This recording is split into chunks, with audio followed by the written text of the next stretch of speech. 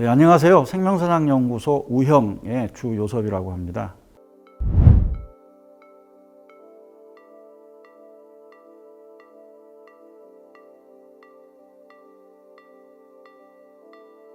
오늘 이 시간에는 생명에 관한 다양한 생각들에 대해서 살펴보려고 합니다. 첫 번째로는 생명에 대한 다양한 경험들이 있겠고요. 생명에 대한 생각들은 경험에 바탕을 두고 있기 때문에 그 다양한 경험들에 대한 이야기를 먼저 해보려고 하고요. 두 번째, 생명에 대한 다양한 생각들이 있습니다. 개인적으로도 있고 사회적으로도 생명에 대한 여러 가지 관념들이 있습니다. 집단적으로도 생명에 대한 여러 가지 관념들이 있습니다. 그거에 대해서 잠깐 얘기를 하고요. 세 번째로는 생명사상이라고 할 만한 생명에 대한 생각들이 좀 체계화됐을 때, 그것이 사회화됐을 때 생명사상이라고 말할 수 있을 텐데요. 그 생명사상 몇 가지에 대해서 얘기를 하려고 합니다. 오른쪽 하단에 있는 조그마한 책자는 생명운동 단체로 가장 규모가 크고 널리 알려져 있는 한살림이라는 단체가 있습니다. 한살림이라는 단체는 1986년도에 창립을 한, 현재는 생활협동 조직인데요. 70만 명의 조합원을 가지고 있는 큰 조직들이죠.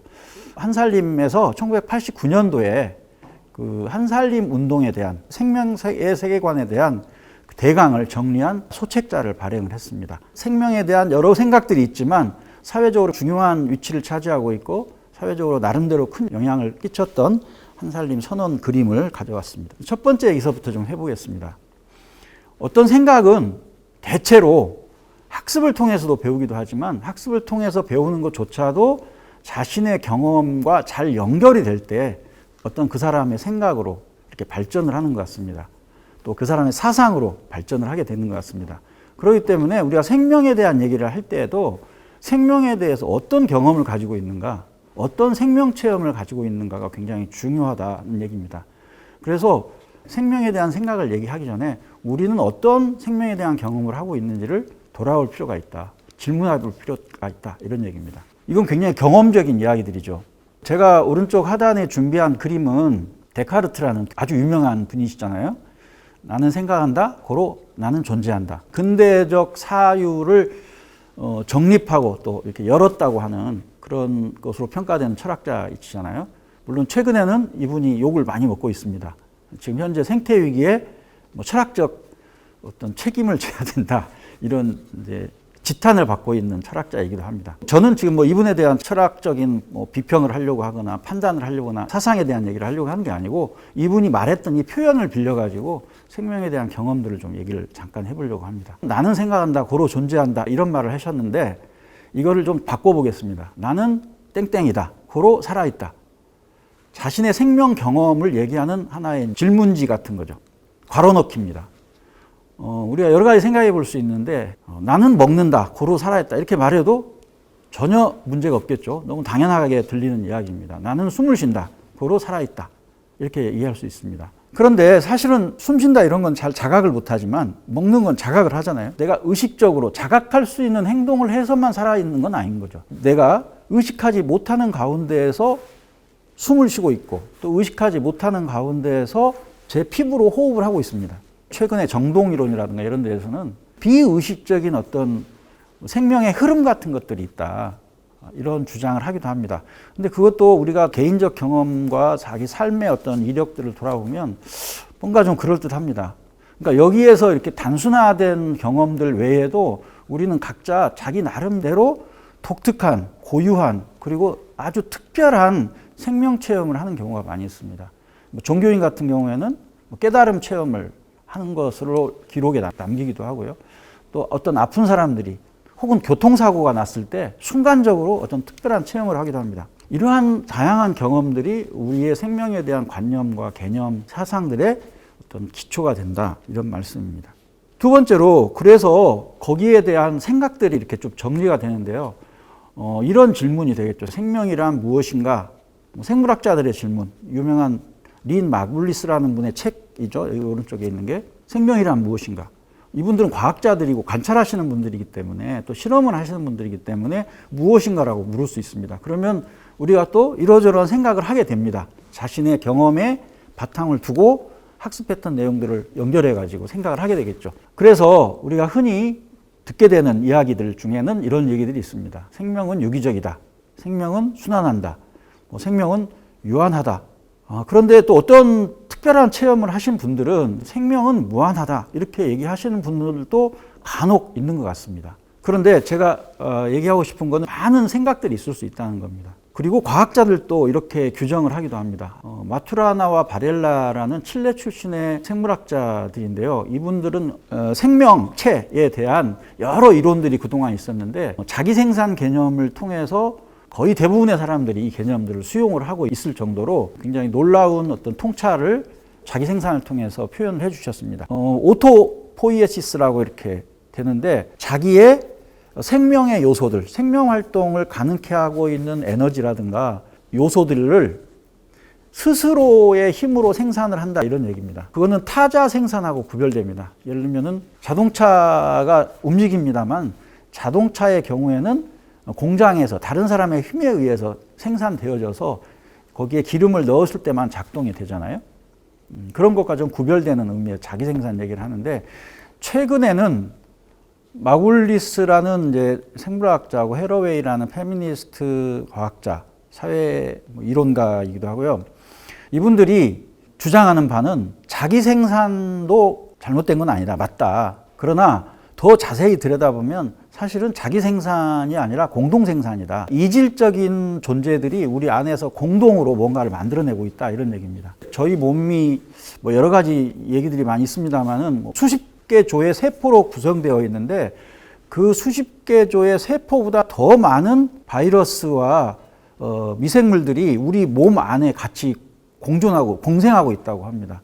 그러니까 우리의 어떤 여러 가지 생명 활동들은 내 몸의 세포보다 더 많은 다른 생명체들과 공생하는 가운데에서 생명 활동이 이루어지고 있다는 겁니다.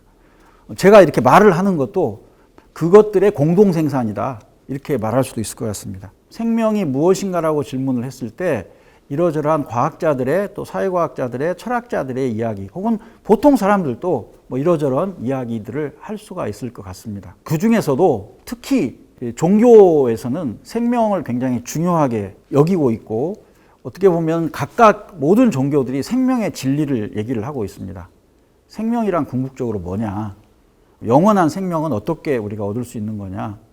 이런 것들을 질문하고 그거에 대한 나름대로의 답을, 나름대로의 체험을, 나름대로의 방법을 우리에게 전해주고 있는 것들이 종교들이고 그 종교들의 생명사상들을 우리가 많이 접할 수 있습니다.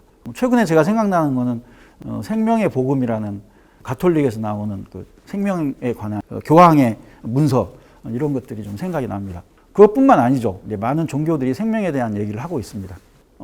그런데 우리 전통 사상에서도 생명에 대한 얘기를 많이 합니다. 그것을 경천, 경민, 경물 이런 표현을 빌어서 얘기를 하기도 하는데요. 동학의 2대 교조였던 해월 최시영이라는 분이 이런 말씀을 하셨는데 이때 좀 중요한 부분은 이 경물이라는 겁니다. 경물이라고 하는 건 물건을 의미하기도 합니다. 보통은 인간이 아닌 식물이나 생물과 같은 다른 생명체들을 주로 얘기할 수 있을 텐데 이 부분도 우리가 공경해야 될 대상으로 봤다 이런 겁니다. 햇볕, 바람, 다른 식물들, 풀들, 나무들, 동물들 이런 것들이 다 존경해야 될 대상이고 함께 살아가야 될 대상으로 보았다는 게 전통 사상에서도 우리가 볼 수 있는 내용입니다. 그리고 앞에 종교적인 것도 철학적인 것도 얘기할 수 있지만 앞에서 본 것처럼 사회단체에서 사회운동에서 생명운동을 펼치고 핵심적인 사상들을 생명사상으로 이렇게 좀 정리를 했던 게 예를 들면 한살림 같은 데입니다. 오른쪽에 그림에 보시는 이 그림은 온 우주 만물이 밥그릇 안에 들어가 있는 모습을 형상화한 거죠. 이철수라는 판화가의 그림입니다. 밥의 생명사상을 압축하고 있는 상징적으로 보여주고 있는 그림 이미지라고 할 수 있겠죠. 저 밥 한 그릇 안에는 쌀알들이 들어가 있는 게 아니고 우주 만물이 다 들어가 있습니다. 바람과 햇볕과 산, 물, 강, 수많은 다른 초목들, 새소리 이런 것들이 다 들어가 있다는 겁니다. 밥의 생명사상이다. 이것을 이제 요약할 수가 있을 것 같습니다. 그런데 사실은 생명사상은 보통명사로 이렇게 이해할 수 있을 텐데 생명에 관한 사상이다 그러면 보통명사인 거죠.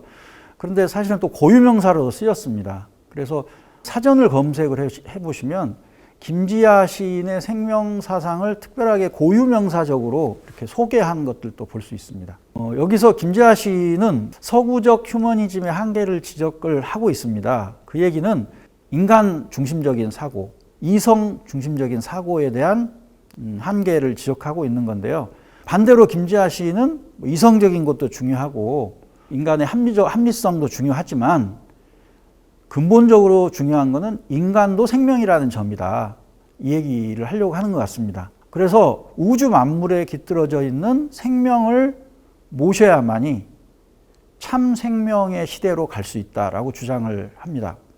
그리고 좀 어려운 말이지만 생명을 활동하는 무다 이렇게 정의를 하기도 합니다. 활동을 하니까 유죠. 드러난 것인데 보이는 건데 그 바탕에는 보이지 않는 생명의 어떤 움직임, 생명력, 또 보이지 않는 생명의 힘, 그것이 있다. 뭐라고 규정할 수는 없지만 그것을 무라고 이렇게 얘기를 하면서 활동하는 무다 이런 얘기를 합니다. 여기까지 두 번째 소주제로 생명에 관한 여러 가지 경험들과 생명에 대한 생각들, 그 다음에 몇 가지 사상들을 잠깐 살펴봤습니다. 감사합니다.